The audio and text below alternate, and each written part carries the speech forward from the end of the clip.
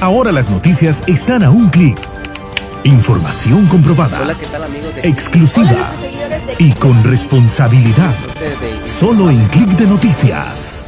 Hola a nuestros seguidores de Clic de Noticias. Hoy en nuestro segmento de entrevista estoy muy bien acompañada por Ricardo Beteta Bons, que es el representante de la diversidad sexual en Panamá. También me acompaña Rodrigo Campo Hernández de la Organización Interseccional Pro Derechos Humanos de Costa Rica, con quienes ellos estaremos hablando sobre cómo estos dos países, Panamá y Costa Rica, estarán celebrando el mes del orgullo LGBTIQ+, o más, para en esta nueva realidad frente al coronavirus, de que mundialmente esto se celebra con grandes carnavales, realizaciones de charlas, conferencias y un análisis de cómo se va avanzando y cuáles son los retos que tiene este segmento de la población.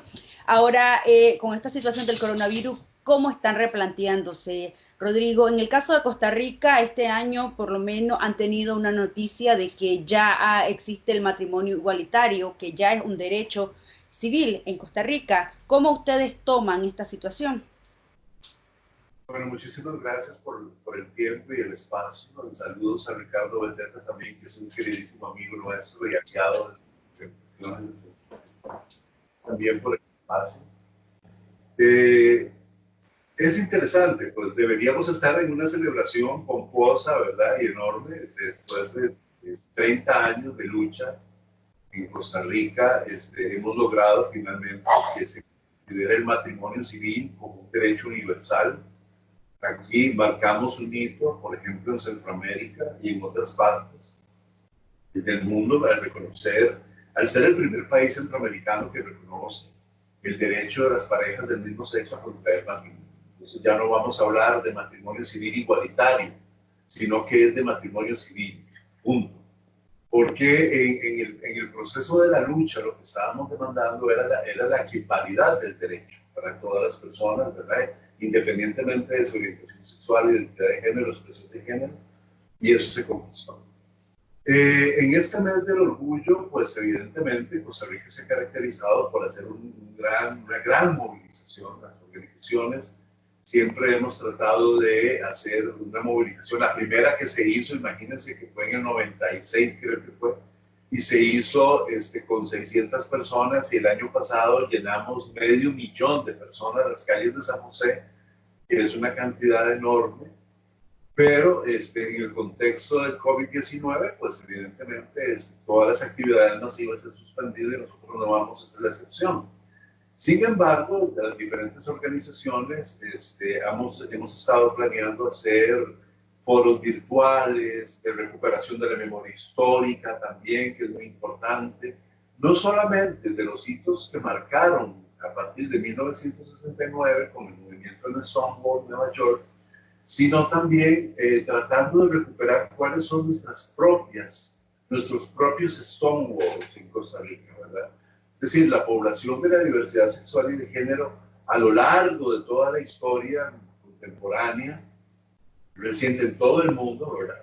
Hemos sido perseguidos, hemos sido abusados, hemos sido reprimidos, hemos sido excluidos y excluidas de todos los derechos y garantías como ciudadanos y ciudadanas. Y bueno, en un momento determinado, a finales de la década del 60, pues en Estados Unidos se hace toda esta manifestación y a partir de ahí se celebra en todos los países, en todo el mundo, como un hito histórico. Pero cada país, me imagino, y eso es así, tiene sus pequeños brotes de reivindicación. Entonces nosotros lo que estamos haciendo es tratar de vincular nuestra propia lucha a nivel nacional, digamos, con este hito a nivel global y poder vincularnos. Entonces tenemos planeados algunos foros, algunas actividades de recuperación de la memoria histórica con autoridades académicas, con organizaciones de la sociedad civil, con algunos otros activistas.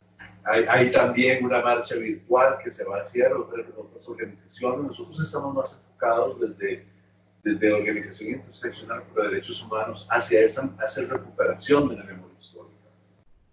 Ahora, en Panamá, Ricardo, ustedes aún mantienen una lucha porque, como hablábamos previo a la entrevista, de que lo prohíbe así tajantemente las leyes de Panamá, el matrimonio igualitario, pero ¿qué otras luchas ustedes están sobrellevando en este país?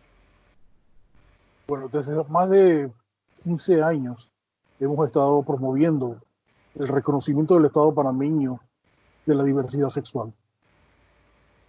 Porque ¿cómo podemos estar hablando de matrimonio igualitario cuando el Estado panameño ni siquiera reconoce que nosotros existimos?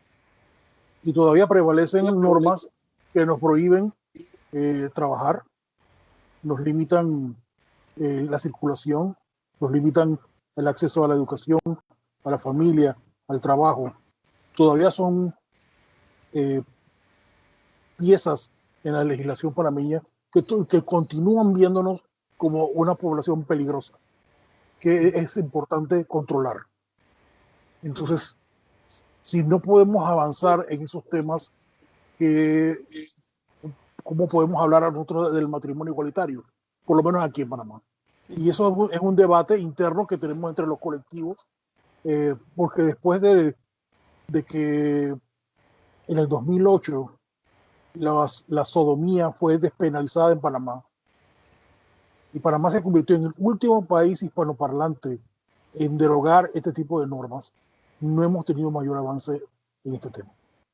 Por mucho lobbying que hemos hecho con las marchas, incidencia política, pública, no hemos, el embate de los grupos fundamentalistas ha sido muy fuerte en contra de nosotros, que ha coartado mucho del trabajo que hemos estado haciendo por años. Y como lo digo, el avance ha sido muy poco. Hemos ganado mucho en visibilización, eso sí. Somos una organización visible, y hay pequeños grupos que han estado naciendo, creciendo, que se han convertido muy beligerantes y están empujando sus temas particulares. Pero en Panamá tenemos un escenario bastante complicado porque no pasamos del discurso a acciones concretas. Por lo menos en el gobierno de Varela teníamos un gobierno conservador, pero que para sorpresa de nosotros tuvo un discurso muy abierto hacia la población de la diversidad sexual, donde se trató de promover la inclusión, pero en realidad no aterrizamos en nada concreto. Y por lo que veo que en el gobierno de Cortizo, no veo la verdad que podamos hacer ningún avance importante por cómo se ha confeccionado la asamblea y los discursos de los grupos fundamentalistas. Ahora, las organizaciones o los ministerios que trabajan de cerca con la diversidad sexual, al menos en Panamá, ustedes no ven ninguna intención de parte de las autoridades porque quizá sea un paso de tratar de incluirlo dentro de los planes de trabajo y así de alguna manera ir generando esos espacios para que a futuro se puedan ya plantear leyes. ¿No sienten ese acercamiento? No, no, para nada. Como dicen aquí en Panamá, usando un folclorismo, es que mucho mareo. Sí, que vamos a ayudar, que vamos a trabajar con todos los grupos, todo un discurso muy bonito, pero todo no termina en nada. Y eso es parte de la frustración que tenemos nosotros como colectivos. Y cuando se instaló el nuevo gobierno en la Asamblea Legislativa, tuvimos momentos bastante desagradables que fueron vistos en los medios de comunicación. Fuimos a protestar, se nos prohibió el acceso a la Asamblea como colectivos, y muchos compañeros fueron golpeados por la Policía Nacional. Yo nunca pensé ver eso.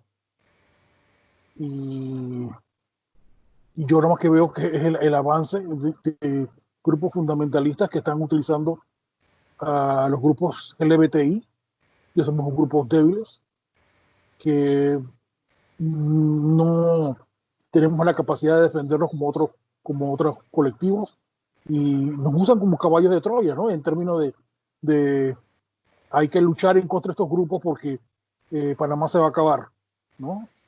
Y es realmente muy, muy, muy triste. Ahora, para seguir en Panamá, y esto de que tú llamas población peligrosa, ¿ustedes han sentido que ha habido o un descenso, se mantienen los mismos márgenes de violencia a personas de la diversidad sexual? El hecho mismo que en la calle se han agredido o denuncian algún tipo de violencia, han registrado aumento, descenso, en estos casos, ¿cuál ha sido la atención por lo menos de la Bueno, policía, el Ministerio Público que ve esos casos? ¿Lo están tomando con seriedad o hay algún tipo de omisión en el proceso? bueno, a manera de ejemplo, aquí en Panamá con el COVID se hizo la separación por sexo. Los hombres Sí. salían unos días y desde un principio nosotros argumentamos con las autoridades qué pasa con la población trans, qué garantía se le da a las trans femeninas y a los trans masculinos que puedan salir a buscar sus alimentos y sus medicinas y que no van a ser objeto de discriminación y hostigamiento por la Policía Nacional. Y efectivamente sí se dio y se está dando discriminación. Obviamente, si yo tengo una cédula que dice que yo soy del sexo masculino y yo tengo yo estoy todo transformado como una mujer, y ya se ha dado de estamentos de la policía que se ponen, y tú, si tú eres mujer, y empieza con el hostigamiento, El acoso. claro, la persona trans siente temor a salir a la calle, de ser hostigado, ser ridiculizado en público, inclusive de ser detenido y ser multado. Entonces, eso es una realidad. Pero cuando tú vas a buscar información, yo quiero cifras, quiero estadísticas, no lo vas a encontrar, porque simplemente nosotros no existimos. Y una vez que tú estás bajo la custodia de la policía te obliga a firmar un documento donde dice que tú fuiste tratada bien en todo momento y que nunca recibiste ningún tipo de maltrato. Si no, no te sueltan. Entonces, si yo bajo la custodia policial, yo fui objeto de malos tratos. Ah, no, pero aquí está la firma. Ella firmó de que ella no recibió ningún maltrato en ningún momento. Entonces, los dejan sin defensa. es correcto. Y pues Ahora, tener que pagar una multa de $50 por gusto. Totalmente.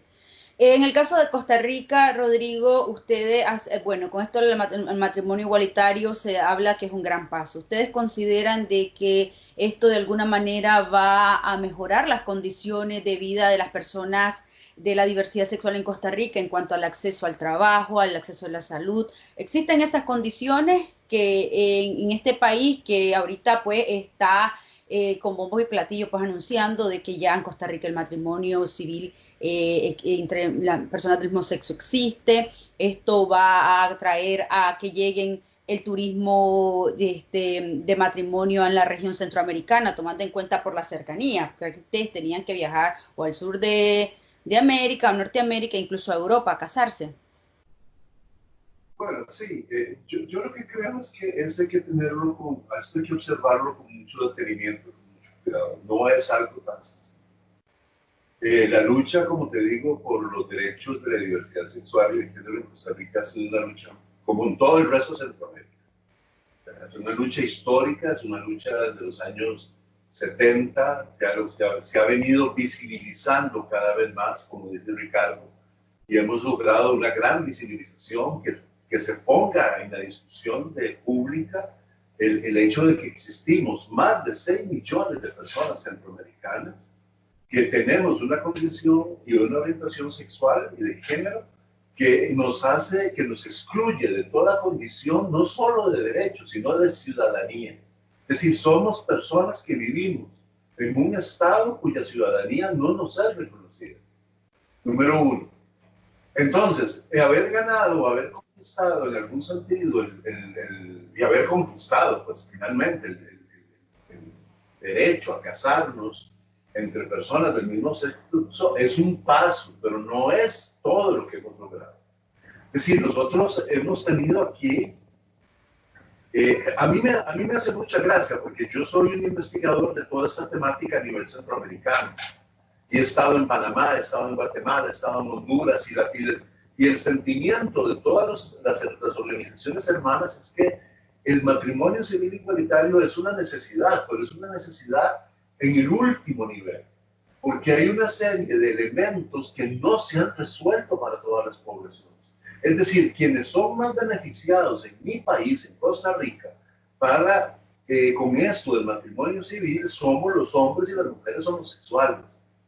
Hombres y mujeres que tenemos una condición de clase, una condición de ingresos, una condición de ubicación geográfica determinada que podemos llegar y pagar un juez o un abogado que cuesta más o menos, no sé, 150,000 colones pagar este derecho para que me case, o ir a un juez de familia que lo hace gratuito también, hay que cumplir una serie de requisitos. Y eso no toda la población de la diversidad sexual lo hace. Por tanto, tenemos también garantizado una serie de derechos, por ejemplo, el derecho a la pensión, el derecho a erradicar todo tipo, en las instituciones del Estado, todo tipo de discriminación por su sexual identidad de género, que incluye a todas las personas. Pero lamentablemente los casos siguen siendo de una gran vulnerabilización para las personas transgénero, hombres y mujeres, principalmente para las mujeres. Entonces, hasta que no haya una ley de identidad de género, aunque en nuestra legislación hay un reconocimiento por parte del Tribunal Supremo de Elecciones en el documento de identidad, en la cédula de identidad, yo puedo cambiar mi nombre de acuerdo con la autopercepción que yo tenga, pero en los registros no. Y hay otras universidades, por ejemplo, en todas las universidades públicas yo me puedo graduar de acuerdo con el nombre con el que yo me autopercibo. Y mi certificado va a ser garantizado en ese sentido, pero no así en otro tipo de documentos. De manera que, si bien hemos alcanzado un derecho importante, este derecho no aplica en igualdad de condiciones para todas las poblaciones. Porque, ¿qué pasa con las poblaciones del interior del país, verdad? Que surgen igual persecución, igual estigmatización. Tenemos 47 cantones declarados libres de todo tipo de discriminación por orientación sexual e identidad de género, donde hay una enorme persecución para este tipo de personas. Y lo hemos visto también en el caso de la pandemia. No solo de mujeres trans o de hombres trans, principalmente mujeres, que es algo bien interesante, porque lo que existe en la sociedad en realidad es una misoginia enmascarada. Es decir, si usted decide ser un hombre trans, tendrá la mayor probabilidades de éxito en su vida profesional, personal, individual, que una mujer trans. ¿Por qué? Porque lo que se le juzga, lo que se le cobra a una persona masculina es lo femenino. Entonces, o esa potenciación de lo femenino. De manera que es una misoginia. Seguimos siendo una sociedad machista, seguimos siendo una sociedad, etcétera. Ahora, ¿qué es la gran diferencia? Yo siento que aquí, y conociendo la causa, como te digo, he venido investigando este tema por 3 años en toda América Central. A mí me asombra la capacidad de organización, de lucha, de permanencia que tienen las organizaciones centroamericanas, incluidos hombres y mujeres de Panamá, que están muy bien organizados, que tienen una planificación estratégica. Las organizaciones costarricenses no somos así. ¿Qué es lo que ha pasado? Que nosotros sí hemos contado con personas aliadas en puestos estratégicos de toma de decisiones que han ayudado, que han contribuido a la movilización social que hemos hecho, a la presión social que hemos hecho para tomar decisiones. Caso de Elena Chacón Echeverría, que fue la vicepresidenta del periodo anterior del gobierno de Guillermo Solís, de no haber sido por la gestión de Elena Chacón, nosotros en Costa Rica en este momento no hubiéramos tenido el matrimonio civil reconocido. Porque fue a través de una consulta del Estado hacia la Corte Interamericana de Derechos Humanos que se logró esta conquista. Nosotros habíamos puesto montones de recursos desde el año 2006 en la Asamblea Legislativa con diferentes denominaciones, con diferentes nombres, con diferentes títulos, y nadie discutió absolutamente nada, simplemente se archivaron todas las propuestas. ¿Qué quiere decir eso? Que en Centroamérica hay que considerar que la lucha por los derechos de la diversidad sexual y de género pasa por un aspecto importante. ¿Cómo es que los estados de derecho se han constituido en la región? Entonces, si nosotros tenemos estados democráticos de derecho, tenemos una mayor probabilidad de alcanzar, ir escalando, ¿verdad?, paulatinamente derechos para las minorías. Cuando nosotros vemos, y es algo bien particular, porque Costa Rica es el único estado confesional en Centroamérica, cuya constitución dice que la religión católica, apostólica y romana es la religión oficial del Estado, y el resto de los estados centroamericanos se consideran estados laicos. Sin embargo, en el estado confesional es donde hemos alcanzado este derecho. Entonces, ¿qué quiere decir esto? Y yo sé, porque lo he vivido en otras partes de Centroamérica, la presencia enorme y el peso enorme de los grupos fundamentalistas religiosos, cristianos, evangélicos o católicos, que también nosotros sufrimos aquí en las elecciones de 2018, fue un caso patético, ¿verdad? Con esto, son los grandes enemigos que nosotros tenemos que poder enfrentar, porque hay una consigna clarísima. La igualdad, la equidad, la justicia, la inclusividad y la discriminación no se va a eliminar con leyes, normas y decretos y reglamentos, sino como un proceso de concientización hacia la sociedad civil, es un proceso educativo, y este empieza, como ha dicho Ricardo, por la visibilización y la puesta en discusión en los tapetes, en los foros públicos de las demandas de diversidad sexual. Pero por eso no se pueden generalizar las cosas. Es decir, yo sé que en Panamá en este momento están luchando y han habido pronunciamientos de la Sala Constitucional en el sentido de que hay que darle respuesta a eso. En El Salvador está pasando lo mismo. Ahora, aquí se cae otro mito. Son el mito de que los gobiernos con una tendencia más de izquierda o más progresista son más proclives a la defensa de los derechos humanos de la diversidad sexual. En el caso de El Salvador, en el caso de Nicaragua, eso es imposible. En las condiciones actuales del gobierno del régimen sandinista en Nicaragua, cualquier acto que tenga que ver con la reivindicación de una familia que no sea heteronormativa está vedado. En el caso de El Salvador, después de 9 años de estar en el gobierno, el Frente Farabundo Martí para la Liberación Nacional, los logros que se alcanzaron ahí fueron mínimos en comparación, ¿verdad?, con los otros estados que se consideraban de derecha y todo lo demás. Entonces, el hecho de que esto me explica a mí algo interesante, y es que cuando hablamos de diversidad sexual y de género, existen una gran cantidad de prejuicios en partidos de izquierda, de centro o de derecha, ¿verdad?, que inhiben el reconocimiento de la condición ciudadana de las personas que estamos luchando por esos derechos. Entonces, ¿es un peldaño? Sí, pero la lucha sigue, y por lo menos desde nuestra organización, nuestro compromiso es seguir luchando por la ley de identidad de género, por una incorporación real de las mujeres transgénero a la vida laboral, a que tengan derecho a la salud, derecho a la educación, derecho a todos los derechos que todas las demás personas tienen, ¿verdad? No solamente al matrimonio. Qué dicha que está. Ya simplemente depende de cada quien si quiere contraer o no matrimonio. No es una obligación, no es una imposición, ¿verdad? Es decir, está ahí el recurso. Pero la lucha continúa y la lucha tiene que seguir adelante porque hay muchos otros elementos que no se están resolviendo con este recurso, con este derecho ganado. Ok, Ricardo, en Panamá, ¿cómo ustedes van de alguna manera se van a organizar para hacer los eventos que tenían previsto antes del coronavirus y ahora pues que han tenido que replantearlo?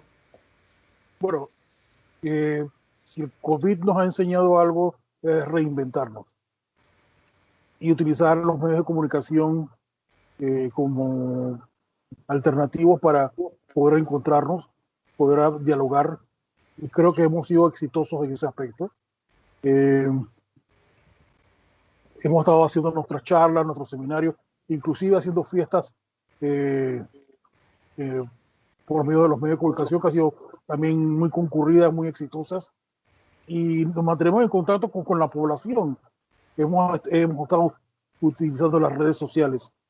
Obviamente la marcha, porque para mí la marcha es cuando tienes la capacidad de poner a la gente en la calle. Decir que yo voy a hacer una fiesta en las redes sociales y decir que esa es una marcha, no estoy de acuerdo, ¿no? Porque yo siento que nosotros los colectivos debemos demostrar la capacidad de poner a la gente en la calle de manera pacífica, demostrar, visibilizarnos y dar la cara. Eso es algo para mí fundamental, ¿no? No escondernos en una discoteca, no escondernos en un chat, no buscar manera de proteger mi imagen, no, sino que la gente tenga la valentía y la fortaleza de salir a la calle y exigir sus derechos.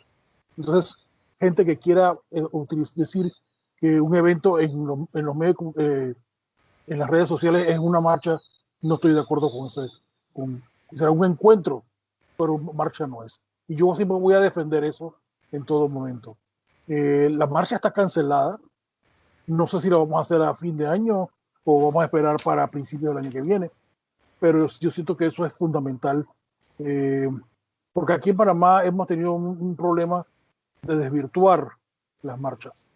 Tú dijiste una palabra que dice carnaval, y yo tengo un problema con eso, en términos de que sí, yo entiendo que mucha gente va a divertirse, lo entiendo y lo acepto y yo sé que es así, pero no puedes tampoco quitarle el aspecto de reivindicación de nuestras poblaciones.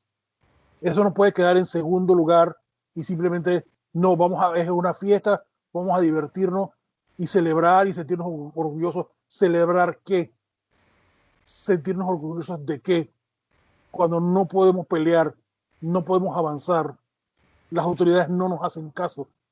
Muchos, el tema del VIH se continúa disparándose. El tema de la discriminación es una realidad. Nuestros compañeros siguen siendo discriminados, humillados, detenidos. ¿Qué es lo que estamos celebrando? Pero tampoco pretenden hacer una campaña de concientización en las redes, ya no una marcha virtual de mensajes. Siempre lo hemos hecho. Y es que, bueno, a ver, para ser activista, para entender, uno tiene que ser un poco activista para entender un poco la lógica de nuestras poblaciones, ¿no? Entonces, si la gente piensa, bueno, si yo me estoy divirtiendo, ¿cuál es el problema? Entonces, y si a las trans le está pasando, la están deteniendo y las están ultrajando, pues yo no soy trans, por eso no es asunto mío, por lo tanto no hay ningún problema. Que los hombres gays se están infectando por VIH, por falta de medicamentos, falta de tratamiento, como se está dando en Panamá con el COVID. Pero yo no soy gay, entonces eso no es problema mío. Entonces, es un poco complicado que la población entienda el tema de la discriminación. Y mucha gente no lo quiere aceptar hasta que no me afecte. Entonces la gente se da cuenta de lo que está pasando. Y entonces esa es una lucha de sensibilización que hemos estado haciendo por mucho tiempo, hablando con la gente, que la gente entienda el precio que pagamos todos los días por vivir sin ningún tipo de derecho. Y entonces, inclusive yo siento que ahora mismo estamos siendo objeto de persecución, ¿no? Nos están cogiendo como a manera de ejemplo para profilaxis social. Y eso no lo podemos permitir. Y entonces hay un trabajo muy fuerte que tenemos que hacer, y la vocería del relevo de nuevos líderes es importantísimo. Ahora, ese sería el mensaje final que le podría dar a los panameños. ¿O algo más que quisieras agregar? Yo quisiera agregar que lo importante es que tenemos ya son 16 años de marchas y que tenemos que rescatar la marcha, que es una herramienta de reivindicación de nuestras poblaciones, la más importante que tenemos, y que no la podemos desvirtuar y solo convertir en un carnaval. Eso nosotros no podemos darnos ese lujo. ¿Me explico? Eso puede ser en Europa, pero en América Latina y en Centroamérica eso es un lujo que no podemos dar. Y en el caso de Costa Rica, Rodrigo, ¿cuál sería el mensaje que podrías dar, en este caso, pues, a las autoridades y a la comunidad en sí y a la población en general? Bueno, yo coincido completamente con Ricardo. De hecho, hemos estado en reuniones y hemos hablado al respecto. Es decir, hay una desvirtualización de la marcha del orgullo, ¿verdad? Es decir, en la medida en que se ha convertido en una pura fiesta y que más bien ha sido contraproducente porque ha generado una reacción negativa sobre el. Es decir, todo el carácter reivindicativo, el carácter de lucha, el carácter de aquí estamos, aquí existimos, aquí somos, ¿verdad? Celebramos, claro que sí, pero luchamos y nos manifestamos y vamos a resistir. Y obviamente uno podría decir, bueno, si en Estados Unidos, ¿verdad? Toda la protesta a raíz de la muerte de George Floyd generó esas manifestaciones multitudinarias, ¿por qué no lo hacemos en América Latina? Bueno, las condiciones son no, ¿verdad? Pero yo lo que sí creo es que es una lucha constante, permanente, es una lucha que no acaba con la aprobación de un derecho que viene a ser un privilegio desde muchos puntos de vista, porque también depende quién tiene acceso a ese privilegio. Entonces, es algo que hay que seguir pensando, repensando. Yo insto a la gente a seguir organizándose, a demandando, a exigir el cumplimiento de derechos, a visibilizarse, ya que no podemos hacerlo públicamente y masivamente, visibilizar mi derecho a ser reconocido como un ciudadano o como una ciudadana. Es la única manera que tenemos para seguir aquí. Habría que ver, estamos apenas empezando, no sabemos cuál va a ser en realidad, hay una gran incertidumbre, no hay datos sólidos, por ejemplo, qué pasa pre-pandemia, durante y post-pandemia con la población de la diversidad sexual y de género. Sabemos que hay mucha gente que está siendo atacada. El caso de Panamá, por ejemplo, con las restricciones para salir a las personas trans, y así como en otros países, ¿no? Nosotros no tenemos esa situación porque aquí ha habido un relajamiento de las medidas de confinamiento, porque los brotes se han manifestado más hacia el norte del país. Por tanto, en el área metropolitana las cosas están un poco más controladas, ¿no? Y no hay ese tipo de restricciones. Sin embargo, eso no nos va a llamar a hacer una manifestación masiva que nos vaya a poner en peligro. Pero sí ocupar los espacios, como decía Ricardo, para reinventarnos, reposicionarnos y plantear una lucha a nivel de lo mediático. Lo mediático en este momento, a través de las redes sociales, se convierte en una plataforma fundamental para poder llevar adelante nuestras reivindicaciones. Y hay que seguir, esto no acabó. Esto no acabó, esto es una lucha constante, permanente y continua, y va a costar un tanto todavía, porque imagínense que hay países que tienen 10, 20 años de haber conquistado este derecho y todavía siguen habiendo crímenes, persecución, odio, discriminación. Entonces, ¿cuánto más en una región como la nuestra, la centroamericana, tan machista, tan discriminativa? Entonces, como que el asunto es permanente. Y otra cosa, yo siento que post-pandemia, los centroamericanos tenemos que apelar a organismos regionales, y en eso estamos trabajando. Muchas organizaciones, incluso Hombres Nuevos y Mujeres de Panamá, junto con IDHCR y otras organizaciones más, por crear y posicionar a nivel regional una organización de integración sexo-identitaria centroamericana con la idea de luchar precisamente en conjunto como representación de la sociedad civil centroamericana, de la diversidad sexual y de género, para alcanzar mejores conquistas a partir de una visibilización que rompa las barreras nacionales. Entonces, nosotros tenemos un lema y es adelante, siempre adelante, y ese es el lema de victorias que tenemos para acá. Claro que sí. Claro que sí. Lo importante es ir siempre con esa iniciativa y el optimismo, pues, y con planteamiento bastante claro para que nosotros mismos, pues, vayámonos concientizando, porque es que lo importante es que haya el respeto entre los derechos de las personas y de cada una de su identidad. Por ello, agradecemos mucho el tiempo que nos ha dado Ricardo Beteta, representante de la comunidad LGBTIQ+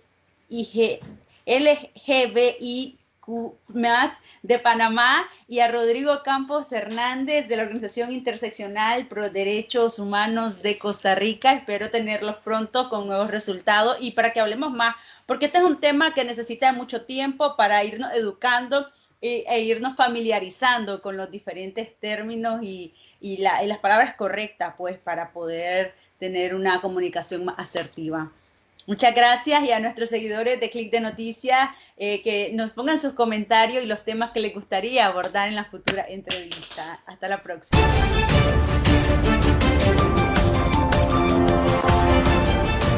Ahora las noticias están a un clic. Información comprobada. Hola, ¿qué tal, amigos? Exclusiva y con responsabilidad. Solo en Click de Noticias.